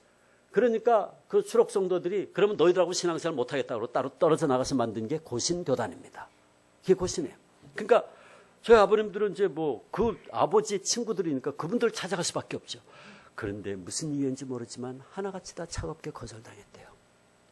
그런데 지금 생각해보면 그래요. 6.25 때 부산만 남고 다 점령당하고 그때 목사님들 목회가 얼마나 힘들었을까요? 당신들도 굶고 있는데 숟가락 하나 더 올려놓는다는 게 쉬운 일이 아니죠. 그러나 그것이 저희 아버님들한테 상처였어요. 위선자 이렇게 된 거죠. 그리고 저한테 그 둘째 아버님이 뭐라 그러냐면 너 27년 전 얘기예요. 너 한국에 저 원로 목삼내하고 목에다 힘주고 거룩한 척하고는 저것들 다 가짜라는 거예요. 내 아버지 감옥에서 그 고문당하다가 순교할 때 저것들 밖에 다 신사참배 해놓고서는 지금은 아닌 것처럼 거룩한 척하고 원로 목삼내하고 저러고 저것들 다 가짜라는 거예요. 그러면서 저를 보고 목사 안수 받지 말라는 거예요. 그래서 나중에 이제 목사 안수 받았죠. 그 다시 갔어요. 인사하러 다시 갔어요. 그랬더니 그분이 하신 말씀이 그래 네가 기왕이 목사가 됐으니 내가 너한테 꼭 한 가지 부탁할 게 있다. 제발 큰 목사 되라. 그리고 내가 말하는 큰 목사는 무슨 큰 교회 담임하는 그런 목사가 아니야. 네가 가르친 대로 네가 설교한 대로 네가 먼저 서러 위선자 되지 마. 제가 그 얘기를 가슴판에 새기고 있어요. 그리고 그분 생각을 하면 제가 눈물이 나요. 왜냐하면 제가 가르친 대로 100% 못 살거든요. 제가 설교한 대로 100% 제가 못 살거든요. 제가 그분 생각하면 가슴이 아파요. 근데 하여간 늦게 돌아오셨어요. 그 할아버님은 그 아버님은 어거스틴이었어요. 어거스틴. 그 저희 아버님한테는 사무엘이라고 그랬어요. 사무엘은요 사사시대에서 왕정시대를 이었던 중요한 역할을 했던 선지자의 제사장이고 사사였어요. 한 시대에서 한 시대를 잇는. 근데 참 놀랍게도요 하나님께서 그 영적인 계보를 그 셋째 아들 그 사무엘을 통해서 이어져나요. 첫째, 둘째, 넷째를 통해서 목사가 하나도 안 나왔어요. 참 신기하지. 근데 그 셋째 아들 사무엘이라고 부르던 그 셋째 아들을 통해서 저희 아버님 이름이 영자 해자인데 어렸을 때부터 늘 그랬다 그래요. 아빠 난 나중에 목사 될래. 나이 들면 목사 되겠다. 늘 그러셨대요. 저희 할머님도 그래 영희야 난 네가 나중에 목사 되면 난 늙어서 너하고 살고 싶다. 저희 아버님한테 늘 그러셨대요. 근데 그 셋째 아들을 통해서요 하나님께서 영적인 계보를 이어갔었어요. 목사가 9이 나왔어요 지금. 그리고 저희 막내 저희 숙부님한테는 다윗이라는 이름을 불렀어요. 다윗. 이스라엘 역사상 가장 창대케 되었던 그 시절, 그 시대, 그 다윗. 근데 그는 정말로 창대케 되는 그런 복을 받았어요. 목사님께서 무슨 생각을 하고 아들 네 형제에게 그렇게 이름을 부르셨는지 모르지만 여러분 결론은 이거예요. 결론은 우리 하나님께서 당신의 종이 주님의 뜻을 이루기 위해서 순교의 길을 가면 눈물을 흘리며 노모 아내와 자식과 양떼들을 주님께 맡기는 기도를 했을 때에 하나님께서 그 기도를 들어주신 거예요. 그래서 오늘 제가 여러분 앞에서 지금 이 간증을 하게 만들어주신 거예요. 여러분 저는 그래서 바울의 이 말씀을 너무너무 좋아해요. 근데 제가 좋아하는 게 문제가 아니죠. 이 말씀 로마서 8장 28절 오늘도 살아서 역사하시는 하나님의 말씀이에요.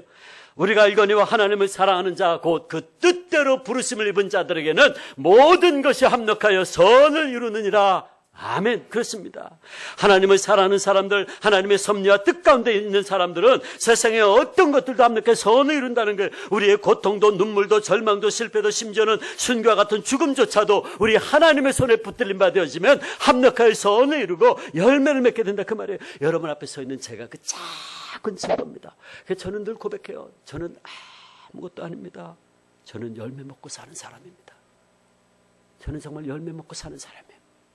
내 믿음의 조상이 눈물로 뿌린 그 씨앗이 싹이 되고 지금 열매 맺어서 저는 그 열매 따먹고 사는 사람이에요. 여러분 제가 이 말씀만 하고 오늘 말씀 마치겠어요. 여러분 오늘 우리 자녀들에게 무엇을 물려줘야 될까요?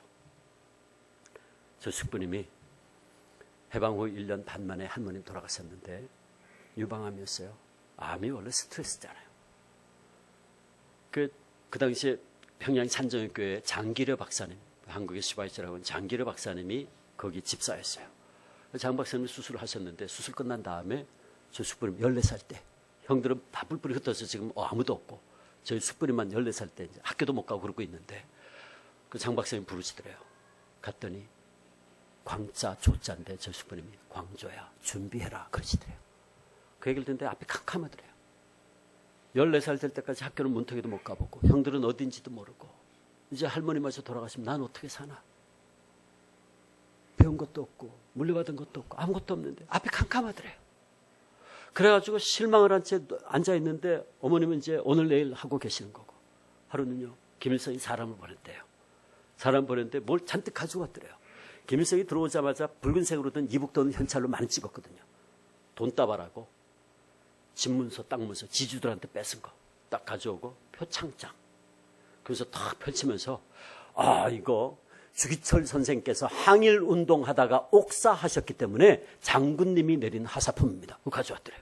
그 턱 펼쳐놓는데 저 숙부님 그거 보는 순간 말이야. 자기는 막 입이 이렇게 벌어졌다. 이야 나는 이제 저거 있으면 배불리 먹을 수 있고 나 이제 학교도 갈 수 있구나 하면서 막 너무 좋아했는데 웬걸 할머님이요. 이런 자에 거절하대요. 목사님 이런 거 받으려고 순교하신 거 아닙니다. 목사님 정치운동 한 거 없습니다. 하나님 앞에서 신앙 지키다 순교하셨지 우리 이거 받을 이유 없습니다. 가세요. 저 숙부님이 그걸 보고서는 아니 당신은 이제 죽을 건데 저거 안 받으면 나는 어떻게 살아. 막 화가 나더래. 정말 화가 자기는 정말 너무 화가 나더래. 섭섭하더래. 아니 그래 너무 기가 막혀가지고 자기는 막 입이 툭 튀어나와서 이러고 있는데요. 아, 다 죽어가시던 분이 막 어디서 힘이 났는지 일어나더니 나가라 그러면서 막 나가고 그 밖으로 다 집어 던지고 그러더래요. 그 사람들이 보안이 형편없는데 사는 거 그게 그냥 주는데 왜 안 받냐고 하면서 막 받을 이유 없다. 나가라. 다 그 결국은 갔어요. 참 웃기나 하면서 갔대요. 저희 숙부님이 입이 이렇게 나오지 이러고 있는데 눈치채시면 들어와라 그러시더래요. 섭섭하니 섬으로 섭섭합니다 그랬대요. 내가 너에게 줄 유산은 따로 있다. 그 말씀을 펼치셨어요. 저희 집안의 유산입니다. 시편 37편 25절 26절 말씀이에요. 저희 집안의 유산입니다. 시편 37편 25절 26절 이런 말씀이에요. 내가 어려서부터 늙기까지 의인이 버림을 당하거나 그의 자손이 걸식함을 보지 못하였도다. 그는 종일토록 은혜를 베풀고 꾸어주니 그의 자손이 복을 받는도다. 아멘. 여러분 여기서 말하는 의인, 구약성경에서 말하는 의인은 순교자 이런 걸 말하는 게 아니에요. 구약성경이 말하는 의인은 하나님을 믿는 모든 경건한 백성을 이야기하는 거예요. 그 하나님 믿는 하나님 신앙 지키고자 하는 사람들은 하나님께서 이렇게 은총을 베푸신다는 거예요. 그 자손이 거식함을 보지 못하고 종일토록 오히려 은혜를 베풀고 꾸어주고 자손이 복을 받는단 말이에요. 그런 삶을 살게 할 것이다. 이 말씀 주더라. 이게 내가 너에게 줄 유산이다. 그리고 할머님 돌아가신 다음에 저 숙부님 6.25 때 1.45 때 어머님이 주신 성경책 그 말씀 요거 하나 달랑 들고 유산 말씀 들고 내려오셨어요. 그리고 꾸어주고 베푸는 삶을 살았어요. 놀랍게 하나님께서요. 창대케 되는 복을 주셔서 말씀 그대로. 여러분 우리가 우리 자녀들에게 뭘 물려줘야 될까요? 집 문서요? 땅 문서요? 좋죠. 그런 거 물려줄 수 있으면 좋습니다. 근데 그게 1대 이상 넘어가지 않아요. 신앙의 유산. 신앙의 유산. 부모된 우리들이 어떻게 하든지 하나님의 뜻을 이루기 위해서 헌신하고 노력하고 주의 몸된 교회를 위해서 어떻게 하면 더 잘 섬길 수 있을까? 주의 몸된 교회를 위해서 우리 판교 소망교회를 위한 하나님의 뜻이 무엇일까? 그것을 알고 그것을 위해서 헌신하고 충성하는 그 신앙의 삶의 모습을 우리가 나눠줄 때, 우리 아이들에게 보여줄 때, 그것을 물려줄 때 여러분 우리가 눈물로 뿌린 씨앗이요 반드시 열매 맺게 돼 있어요. 우리의 자녀들이요 그 놀라운 축복을 받게 될 겁니다. 여러분 앞에 서 있는 제가 그 작은 증거예요. 증거라고요. 그러므로 여러분 어떻게 하든지 우리가 나를 향하신, 우리 가족을 향하신, 우리 자녀들을 향하신, 일터를 향하신, 우리 교회를 향하신 하나님의 뜻을 먼저 깨닫고 추구하고 그래서 그 뜻을 위해서 우리가 충성하고 헌신할 때 하나님께서 나머지는 다 책임져 주십니다. 너희는 먼저 그의 나라와 그의 의를 구하라. 그러면 모든 것을 너희에게 더하시리라. 이 약속의 말씀이 저와 여러분의 삶 속에 우리 판교 소망교회를 통해서 놀랍게 이루어지기를 축복합니다. 이 시간 우리 함께 같이 기도하겠습니다. 반주자는 425장 좀 쳐주세요. 여러분 이 시간 우리 같이 기도하겠습니다. 우리 일어나서 기도할까요? 오랫동안 앉아 계셨으니까 일어나겠습니다. 여러분 기도하실 때 여러분 지금까지 살아오시면서 정말 내가 하나님의 뜻을 얼마나 추구해 왔는지 생각해 보십시오. 혹시 우리는 하나님의 뜻을 먼저 추구하기보다는 내 뜻과 내 생각과 내가 원하는 것들만 이루어지기를 고집하고 있었지는 않았습니까? 여러분 어떻습니까? 정말 우리가 무슨 일을 할 때 무엇을 하든지 먼저 하나님 앞에 무릎 꿇고 하나님 이것을 향한 하나님 뜻이 무엇입니까? 우리가 주의 몸된 교회를 섬김에 있어서도 그렇고 우리가 모든 면에 있어서 하나님 뜻을 먼저 추구하고 그 뜻을 깨닫고 그 뜻에 순종하려고 했는지 아니면 내 뜻과 내가 원하는 것 내 고집대로 내 정욕대로 살지는 않았었는지 여러분 이 시간 먼저 하나님 앞에 고백하기를 바랍니다. 그리고 하나님 이제 알았습니다. 기도하는 가운데 말씀 묵상하고 내 주변의 삶의 환경을 잘 살피고 주님 주신 평강을 통해서 날 향하신 우리 가족을 향하신 우리의 아이들 향하신 우리 교회를 향하신 하나님의 뜻을 깨닫고 이제 그 뜻에 온전히 충성하겠습니다. 우리 하나님 앞에 다짐하는 그런 기도를 다 함께 통성으로 같이 하겠습니다. 아버지 하나님 이 시간 저희들에게 다시 한번 말씀해 주시니 감사합니다. 아버지 하나님 그러나 우리는 얼마나 많은 순간에 하나님 아버지의 뜻을 추구하기보다는 내 뜻과 내가 원하는 것들만이 추구했던 모습들이 얼마나 많았는지 모릅니다. 정말 어떤 문제가 생길 때마다 먼저 무릎 꿇고 하나님 이 문제를 향한 하나님 뜻이 무엇입니까? 묻기보다는 아버지 우리는 언제나 내 생각과 내 경험과 내 지식과 내가 아는 범위에서 아버지 하나님 해결하려고 노력해왔던 우리의 모습은 아니었는지요. 육신의 정욕과 안목의 정욕과 이생의 자랑을 따라서 행하지만 하나님의 뜻을 먼저 추구하지 못했던 우리의 모습은 없었는지요. 아버지 하나님 이 시간 고백합니다. 우리가 때로 주님의 몸된 교회를 섬김에 있어도 하나님의 뜻을 먼저 추구하기보다는 내 생각을 먼저 앞세운 적은 없었는지 아버지 하나님 내 모습을 이 시간 돌이켜오는 시간 되게 하시고 다시 한번 아버지 하나님 이 시간 간절히 원하옵기는 이제 우리가 더 나아가 정말 하나님의 뜻을 먼저 추구하고 아버지 그의 나라와 그의 의를 먼저 구하는 저희들의 삶이 되게 하시고 결국에는 아버지 당장에는 내 눈에 보기에는 내가 손해보는 것 같아도 내가 지금 좀 문제가 있는 것 같아도 결국에는 모든 것이 합력해서 하나님의 뜻 가운데 우리에게는 합력해서 반드시 선을 이룬다라고 하는 것을 믿는 믿음 가운데서 나가는 저희들이 될 수 있도록 오 하나님 아버지 우리 반교 소망교회 온 성도들의 심령 가운데 주님 말씀하시고 아버지 하나님의 뜻을 깨달아 알게 하여 주시옵소서. 하나님 이를 위해서 우리가 날마다 순간마다 먼저 무릎 꿇어 아버지 앞에 나와 지속적으로 기도하고 말씀 묵상하는 가운데 늘 우리의 영의 안테나를 하나님께 맞추어서 아버지 우리에게 언제든지 말씀하실 때마다 아버지의 음성을 들으며 그 아버지의 뜻을 따라서 아버지의 뜻을 깨닫고 순종할 수 있는 저희들 되게 하시고 아버지 더 나아가서 내 삶의 주변의 환경도 잘 살펴볼 수 있는